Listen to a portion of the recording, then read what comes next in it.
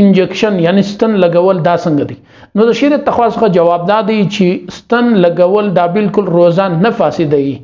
البته کچيري وسړی په دې نه خبر چې د روزه نه او پیا بیا هم د طاقت لپاره انجکشن ولګوله، نو لہذا دغه د طاقت لپاره انجکشن لګول دا صرف روزه مکروه کوي لیکن فاسدوي نه. بیا کستن یو سړی لګي هغه کده رګستنی کده غوښستنی په هر صورت کې دغه انجکشن چې دی روزه نه فاسدوي او نه دا روزه مکروه کوي. البته کچيري د طاقت لپاره یو چا ولګوله نو په هغه صورت کې روزه ته کراهت رسیږي یعنی روزه مکروه کیږي.